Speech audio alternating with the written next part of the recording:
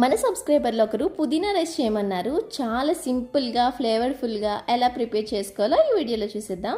ముందుగా ఒక కుక్కర్ పెట్టుకొని 2 స్పూన్ల నెయ్యి కానీ నూనె కానీ వేసుకొని హోల్ బిర్యానీ స్పైసెస్ వేసుకొని ఫ్రై చేసుకున్నాక జీడిపప్పు కరివేపాకు కూడా వేసుకొని ఫ్రై అయిపోయిన తర్వాత చిన్న సైజు ఉల్లిపాయని పొడుగ్గా కట్ చేసి వేసుకొని ఫ్రై అవనివ్వండి. ఈలోపు ఒక మిక్సీ జార్ తీసుకొని అందులో ఒక గుప్పెడు పుదీనా ఆకులు, ఒక 2 రెమ్మల కొత్తిమీర, ఓ 3 స్పూన్ల వాటర్ వేసుకొని ప్యూరీ లాగా ప్రిపేర్ చేసేసుకొని పక్కన పెట్టేసుకోండి.